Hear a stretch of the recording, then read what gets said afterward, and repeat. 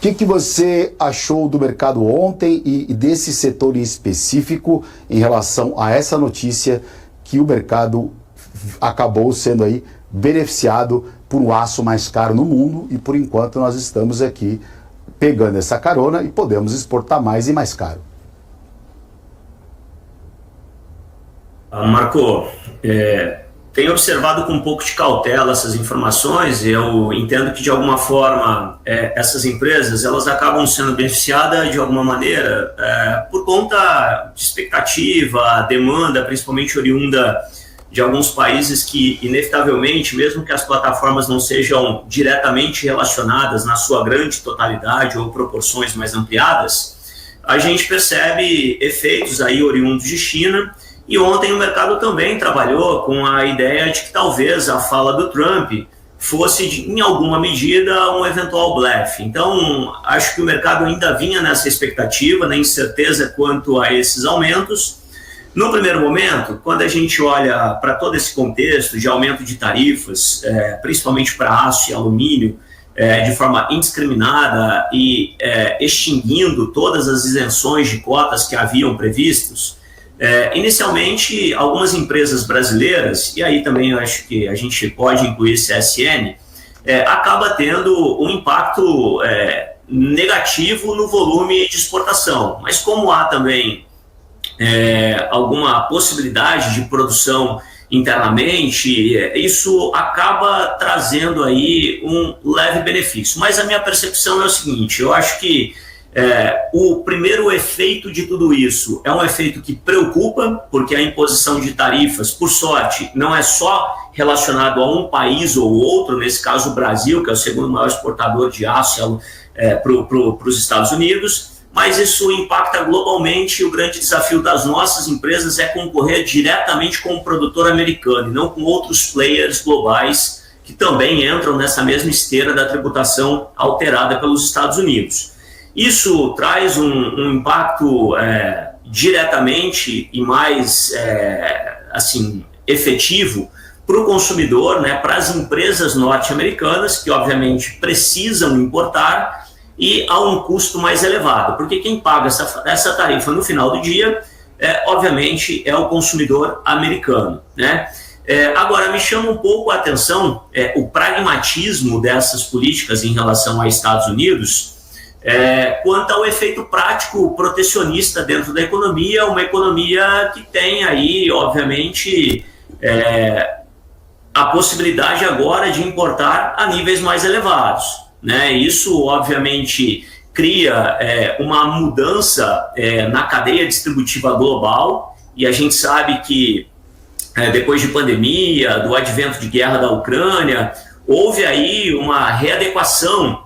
dessa questão da cadeia distributiva. Ela foi, obviamente, restabelecida, mas isso deve provocar aí algumas mudanças importantes. E, naturalmente, o Brasil, olhando para todo esse espectro, tem alguns outros mercados, inclusive, que acenam diretamente para as produções brasileiras e que, por exemplo, o Brasil tem uma relação um pouco mais estreita, como é o caso do mercado indiano, até por conta de ser um país BRIC, né? Então, assim, está dentro de um grupo importante em que o mercado naturalmente tende a se ajustar. O que me chama muita atenção nesse tarifaço todo, e aí eu entendo que as empresas brasileiras, talvez exceto a Gerdau, que tenha mais benefício se comparado aí à CSN, pelo menos na minha percepção, possa surfar um pouco dessa realidade de protecionismo americano por conta de produção interna nos Estados Unidos. Naturalmente, o que chama muita atenção é uma tarifa num elo da cadeia produtiva inicial, um processo intermediário. E isso, naturalmente, deve encarecer aí